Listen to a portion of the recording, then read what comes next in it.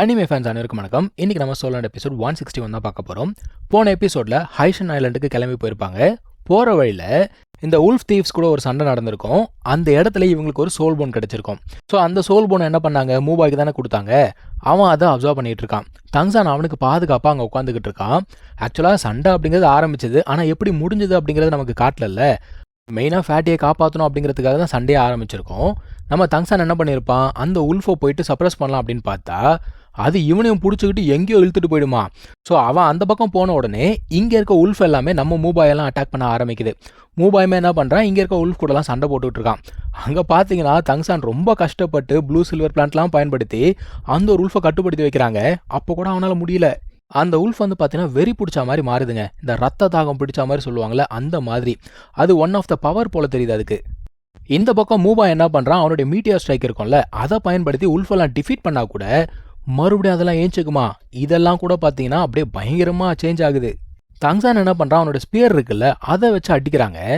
ஆனால் அந்த ஒரு ஸ்பியர் பார்த்தீங்கன்னா உல்ஃபை சுத்தமாக காயப்படுத்தலை. அது ரப்பர் பந்து மாதிரி திரும்ப வருது. மறுபடியும் இதை பிடிச்சு கொண்டு போய் அட்டாக் பண்ணலாம் அப்படின்னு பார்த்தா அதை பிடிச்சி சும்மா ஒய் ஒய் ஒய்ன்னு சுற்றி தூக்கி போட்டுருமா. இது என்னடா நம்ம தங்சானுக்கு வந்த கொடுமைன்ற மாதிரி தான் இருக்குது. இப்போ அடுத்து அங்கே இருக்க உல்ஃப் எல்லாம் ஒன்று சேர்ந்து என்ன பண்ணுது, நம்ம ஃபேட்டியை தாங்க தாக்கலான்னு பார்க்குது. ஃபேட்டி என்ன பண்ணான்னு தெரில. அந்த சமயத்தில் தான் தங்சான் உள்ளுக்குள்ளே போய் அவன் ஒரு அட்டாக்கை பயன்படுத்துகிறான். இது வந்து தாங்மன் கிளானுடைய அட்டாக்கு. இப்போ இருக்க தாங்மன் கிளானில் அந்த ஹிஸ்டாரிக்கல் பீரியடில் இருந்ததில் அந்த அட்டாக்கு. இது வரைக்கும் இந்த ஒரு அட்டாக்லேருந்து தப்பிச்சவன் சொல்லிட்டு எவனுமே கிடையாதான். ஆக்சுவலாக ஒருத்தன் மட்டும் தான் தப்பிச்சிருக்கானா. இந்த டெலிபோர்டேஷன் அப்படிங்கிற ஒரு ஸ்கில் மட்டும் இல்லைனா எவனாலையும் தப்பிக்கவே முடியாதான்ப்பா. ஸோ இவன் பண்ண அட்டாக்ல அங்கே இருக்க உல்ஃப் எல்லாமே மொத்தமாக காலியாச்சுங்க. கடைசி அந்த ஒரு தலைமா இருப்பான் பாருங்க, அவனுக்கு ஒரு அடி. அதுக்கப்புறம் மூபாய் போய் ஒரு புடி, தலை வந்து துண்டா போச்சு. இப்போ இந்த சோல் போனை தான் மூபாய் வந்து அப்சர்வ் பண்ணிக்கிட்டு இருக்கான். தங்சான் சொன்ன மாதிரியே மூபாய்க்கு அந்த ஒரு ஸ்கில் அப்படிங்கிறது கிடைக்குது. இதுக்கு பேர் வந்து பர்செக்கர் மோடு. ஒரு மாதிரி அந்த ரத்த வெறின்னு சொல்லுவாங்க பார்த்தீங்களா, அந்த மாதிரி ஒரு மோடுக்கு போயிடுவான். அவனுடைய ஸ்கில் எல்லாமே வேற லெவலில் என்ஹான்ஸ் ஆகிடும். அதாவது பவர் ஸ்பீட் எல்லாமே இன்க்ரீஸ் ஆகிடும். ஆனால் வேற எந்த சோல் ஸ்கில்லும் பயன்படுத்த முடியாது. தங்சான் என்ன சொல்கிறான், என்னதான் இந்த பர்செக்கர் மோட் அப்படிங்கிறது ஸ்ட்ராங்காக இருந்தால் கூட அது வந்து இவனோட கான்ஷியஸ்னஸ் அப்படிங்கிறத மொத்தமாக எடுத்துரும். அதனால இப்போதைக்கு அதை பயன்படுத்தாத. ஃபியூச்சரில் ஸ்கல் போன் கிடைச்ச உடனே நீ அதையும் சேர்த்து பயன்படுத்தும் போது பெட்டர் கண்ட்ரோல் இருக்கும். ஏன்னா அந்த சமயத்தில் இவனோட சோல் பவர் இன்க்ரீஸ் ஆகிடும் இல்லையா. ஸோ அது வரைக்கும் யூஸ் பண்ணாத அப்படின்னு சொல்கிறான். இவங்க ரெண்டு பேர் பேசிக்கிட்டே இருக்கும்போது அந்த ஒரு பொண்ணு ஃபேட்டியை தூக்கிட்டு வந்து பொத்துன்னு கீழே விழுவாளா. ஸோ ஃபேட்டிக்கு இப்போ ட்ரீட்மெண்ட் கொடுக்கணும். அவனை என்ன பண்ணுறாங்க, அந்த வண்டிக்கு தூக்கிட்டு போகிறாங்க. ஏன்னா அங்கே தானே ட்ரீட்மெண்ட் கொடுக்க முடியும். அவனுக்கு கொஞ்சம் பெரிய அடியாக தான் பட்டிருக்க போல தெரியுதுங்க. அதை பார்த்த உடனே எல்லாருமே அரண்டு போகிறாங்க. இருந்தாலும் ஸ்டிச்சஸ் அப்படிங்கிறத போடணும். இந்த பொண்ணு கொஞ்சம் திருன்னு முழிக்கிறா. அதான் தங்சான் கேட்குறான், உன்னால் முடியுமா அப்படின்னு கேட்குறான். என்னால் கண்டிப்பாக போட முடியும் அப்படின்னு சொல்லிட்டு வாங்கி அவள் ஸ்டிச்சஸ் போட ஆரம்பிக்கிறா.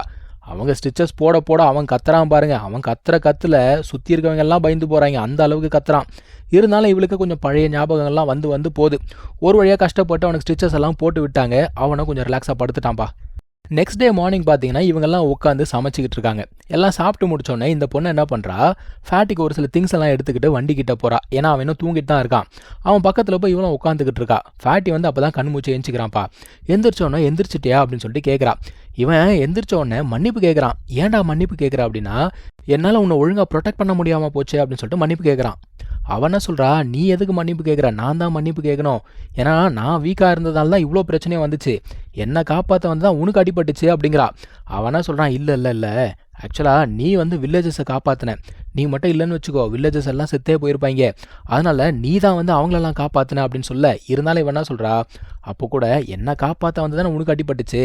ஸோ என்னால் தானே உனக்கு காயமாச்சுன்றா. ஆனாலும் ஃபேட் என்ன சொல்கிறான், ஐயா நீ வேற, இங்கே பாரு நானெல்லாம் பயங்கர ஸ்ட்ராங்கு, எனக்கெல்லாம் வலிக்கவே வலிக்காதுன்றான். ஆனால் அவனால் வலி தாங்க முடியல.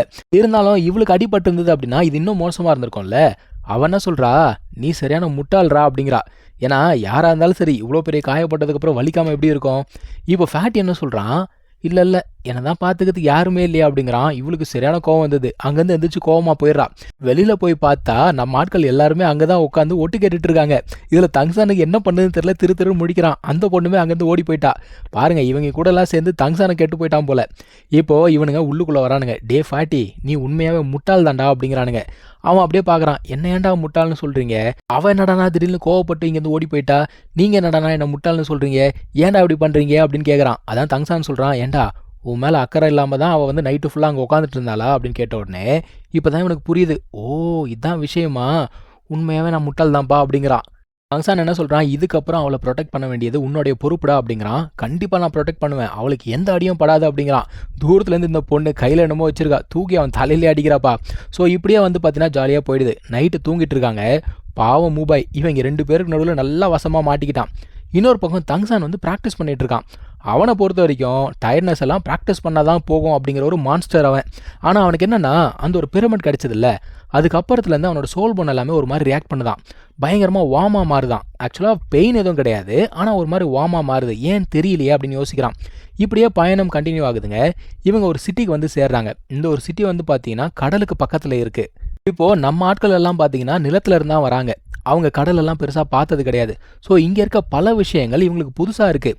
ஆஸ்கர் அப்படியே அந்த பெருங்கடலை பார்த்துட்டு கேட்குறான், என்னடா கடல் இவ்வளோ பெருசாக இருக்குது, எப்படா நம்ம இதில் பயணம் பண்ண போகிறோம் அப்படின்னு கேட்குறான். தங்சான் என்ன சொல்கிறான்னா, முதல்ல ஒரு போட்டை வாடகைக்கு எடுப்போம், அதை யூஸ் பண்ணி தான் ட்ராவல் பண்ணணும், 10 நாள் ஆகும் அங்கே போய் சேர்றதுக்கு அப்படின்னு சொன்ன உடனே ரோராங்க என்ன சொல்கிறா, பணத்தை பற்றியெல்லாம் கவலையே கிடையாது, எல்லாம் சமாளிச்சுக்கலாம் அப்படிங்கிறா.